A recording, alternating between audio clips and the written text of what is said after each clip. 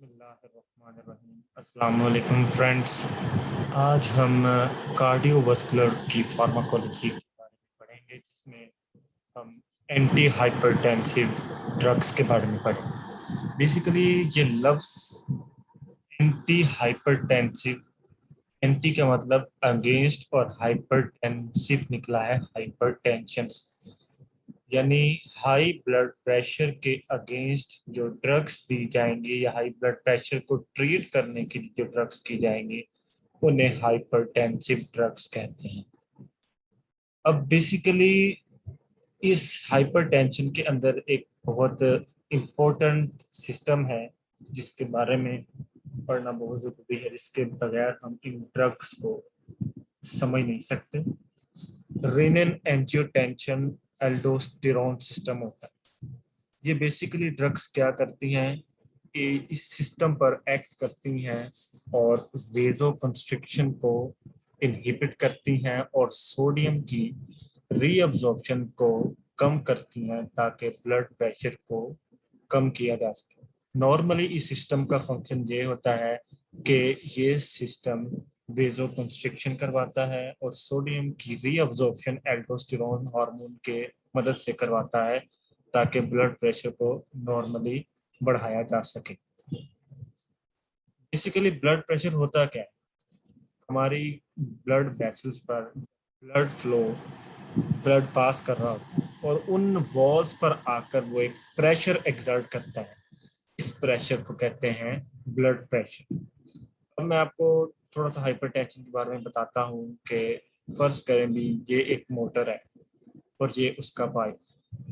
अभी इस कंस्ट्रक्शन को आप ना देखें, नॉर्मल आप देखें कि यहाँ से हार्ट है, ये मोटर है और ये वैसल हार्ट ब्लड पंप कर रहे हैं और नॉर्मली ब्लड फ्लो हो रहा है। लेकिन अगर कुछ जगह पर वेजो कंस्ट्रिक्शन हो जाए, जैसे नॉर्मल हम कहते हैं कि हमारे घर में मोटर लगी हुई है, उनका पाइप होता है। नॉर्मली जब हम मोटर चलाते हैं तो नॉर्मली पानी नॉर्मली फ्लो कर रहा होता है। अगर हम उसको आप थोड़ा सा आगे से स्क्वीज करें या उसको दबाएं थोड़ा सा, तो ब्लड का जो क्या नाम, सॉरी, वाटर का जो प्रेशर है वो बढ़ जाता है। इसी तरह ब्लड वेसल्स में अगर वेजो कंस्ट्रिक्शन हो जाए, उसकी वजह से प्रेशर बढ़ जाता है, जिसे हम कहते हैं blood pressure, increase in blood pressure. अब हाइपरटेंशन पूरी दुनिया में करोड़ों खरबों लोगों को ये बीमारी होती है और ये बीमारी बेसिकली एक रिस्क फैक्टर है हार्ट डिजीज और स्ट्रोक के लिए। हमारी जो आर्टरीज हैं या ब्लड वेसल है, उसका जो ल्यूमन है, इसका बहुत इंपॉर्टेंट रोल है।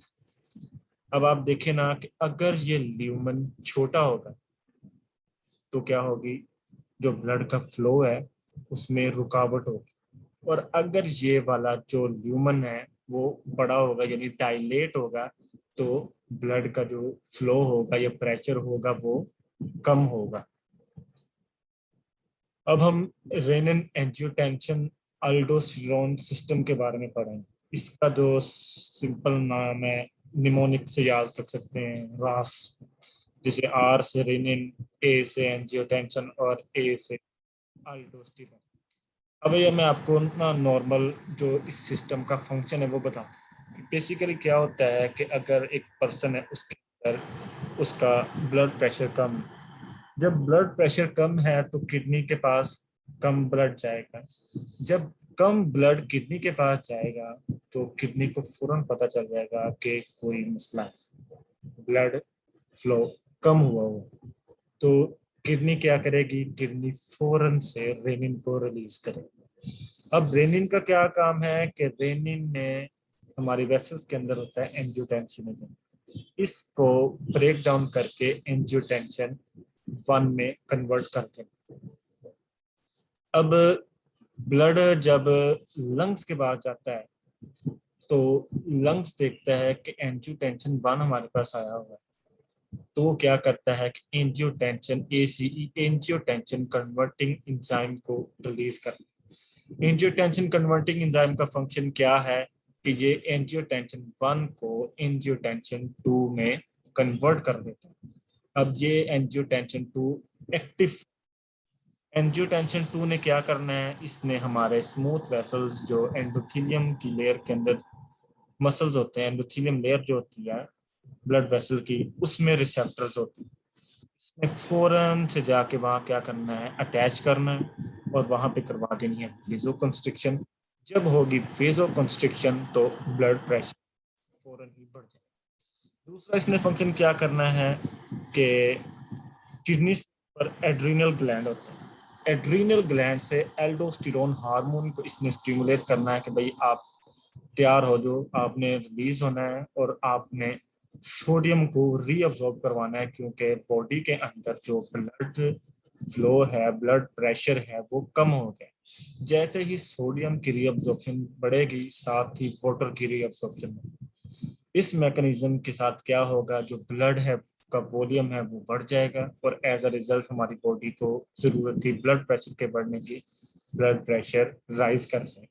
अब हमने ऐसी ड्रग्स पढ़नी है जो इस कंप्लीट सिस्टम, इस रैस को मुख्तलिफ जगह पर इनहिबिट करेंगी या रिसेप्टर को ब्लॉक करेंगी। इस तरह के जो हम ड्रग्स पढ़ेंगे उन्हें कहते हैं एंटी हाइपरटेंसिव। फर्स्ट जो ड्रग पढ़ेंगे क्लासिफिकेशन, उसका नाम है डायरेक्ट रेनिन इनहिबिटर्स।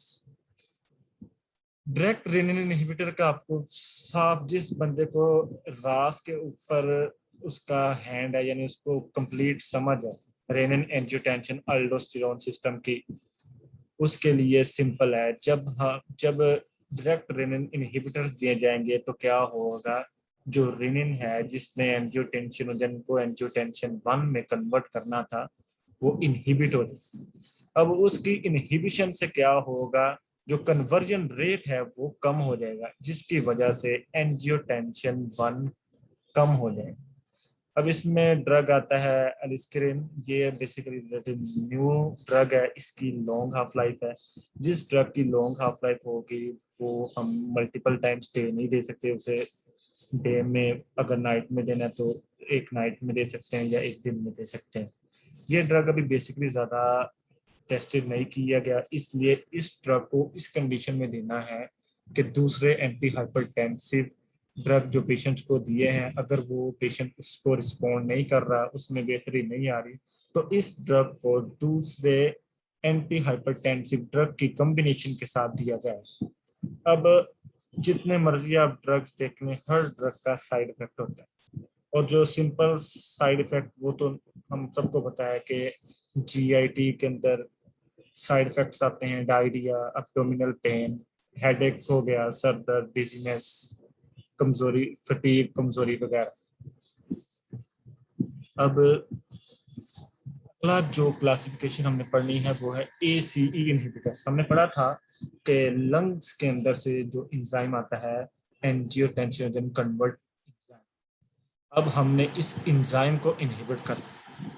जब इस इंजाइम को इनहिबिशन होगी तो जो एंजियोटेंसिन 1 था जो 2 में कन्वर्ट हो रहा था, उसके कन्वर्जन का जो 2 का रेट था अब वो कम हो जाएगा। अब यानी बॉडी के अंदर एंजियोटेंसिन 2 की प्रोडक्शन तो हो रही है, लेकिन क्योंकि हम इनहिबिट कर रहे हैं। जब ब्लॉकेज की बात हो ना, जैसे अगर ACE ब्लॉकर्स होते तो फिर था कि एंजियोटेंसिन 2 टोटली ब्लॉक हो गया, लेकिन हम इनहिबिटर्स की बात करें, वो इनहिबिट करते हैं। अब एंजियोटेंसिन 2 कम हो जाएगा।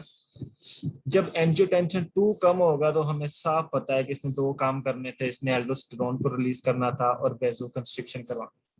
जब लेस वेजो कंस्ट्रिक्शन होगी तो ब्लड प्रेशर कम होगा, और जब एल्डोस्टेरोन की प्रोडक्शन कम होगी तो सोडियम की री जो अब्जॉर्प्शन है वो कम होगी, जिसकी वजह से नेट्रीयूरेसी यानी यूरिन के थ्रू सोडियम बॉडी से रिलीज हो जाएगा। अब इसमें जो ड्रग्स हैं वो है, इनकेम्पेन आता है, प्रिल, प्रिल से आप याद कर सकते हैं, कैप्टोप्रिल, एनालाप्रिल, लिसिनोप्रिल।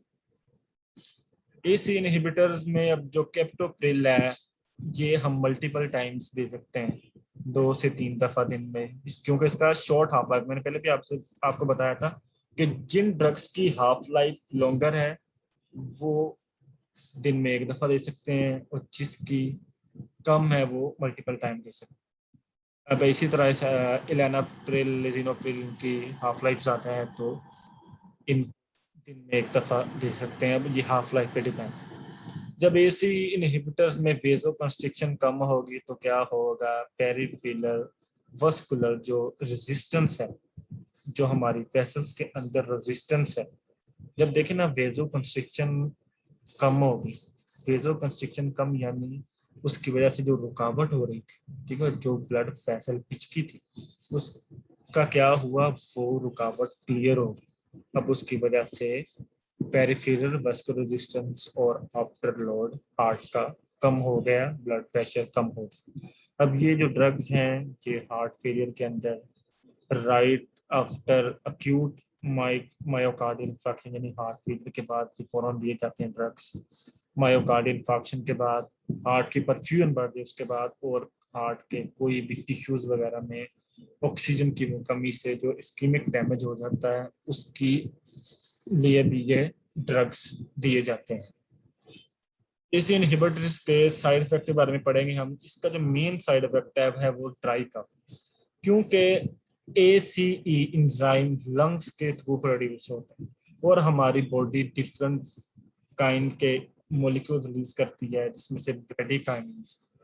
इस एंजाइम का फंक्शन होता है कि ये ब्रेडिकाइनिन्स को खत्म करती है बॉडी से। लेकिन जब हम एसीई इनहिबिटर्स को ब्लॉक करेंगे तो इस एंजाइम, इस जो मॉलिक्यूल्स है ब्रेडिकाइनिन्स, इसके जो रिमूवल का जो क्या नाम है फंक्शन था ना, यानी इसको जो कम कर रहा था एंजाइम एसीई, तो वो अगर कम हो गया है तो इसकी मिकदार बढ़ जाएगी, जिसकी वजह से कफ रिफ्लेक्स उस पेशेंट के अंदर हो। अब दूसरों ने बताया हुआ है कि किडनी से रिलेटेड ये ड्रग हैं, तो जो पेशेंट जिन्हें किडनी के प्रॉब्लम्स हैं उन्हें ये ड्रग लो डोजेस में देना चाहिए, या जिनके अंदर रेनल फेलियर है उनको इस ड्रग से दूर रखना चाहिए। बाकी ये ड्रग्स हाइपोटेंशन करते हैं, जिसके लिए हम इसे यूज करते हैं। और जब ये मेडिकेशन छोड़ देते हैं, when starting medication then disappear, जब ये मेडिकेशन यूज करते हैं तो ये डिसअपीयर हो जाते हैं साइड इफेक्ट। अब एक और इसमें इन्होंने लाइफ थ्रेटनिंग साइड इफेक्ट बताया हुआ है, जिसमें है एंजियोडीन। एनजीओ का मतलब है ब्लड वेसल और एडिमा स्वेलिंग, यानी ब्लड वेसल की जो स्वेलिंग हो सकती है जो कि लाइफ थ्रेटनिंग। एक और साइड इफेक्ट है जिसमें हाइपरकैलीमिया। देखें, जब एल्डोस्टेरोन की प्रोडक्शन कम हो तो जो पोटेशियम की एक्सक्रीशन है वो कम होगी, जिसकी वजह से ब्लड के अंदर पोटेशियम की वैल्यू, पोटेशियम की जो कंसंट्रेशन है वो बढ़ जाएगी, जिसकी वजह से हाइपरकैलीमिया हो जाएगा।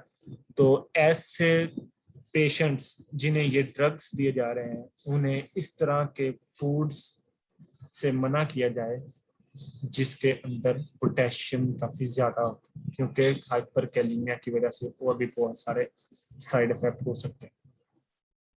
अब लास्ट जो आज हम क्लासिफिकेशन पढ़ेंगे उसमें है एंजियोटेंसिन 2 रिसेप्टर ब्लॉकर, यानी हमारी ब्लड वेसल के अंदर एंजियोटेंसिन रिसेप्टर होते हैं जहां पर आकर ये एंजियोटेंसिन 2 एंजाइम अटैच करता है।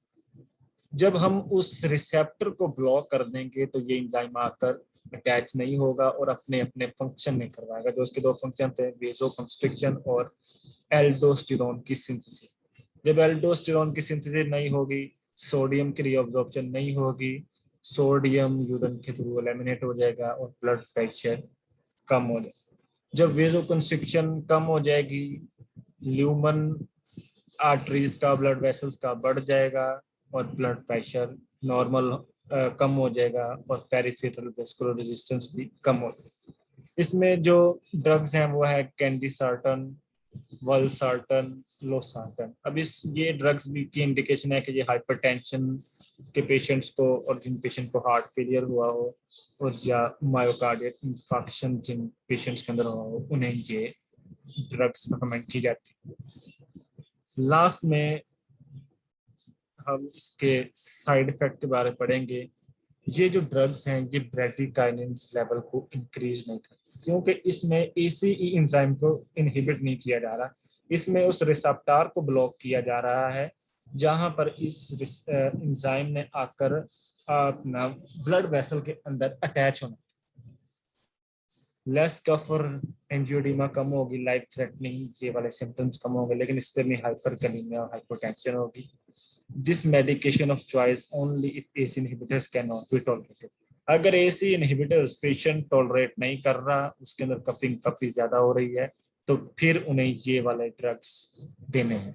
Angiotensin receptor, angiotensin 2 receptor blockers.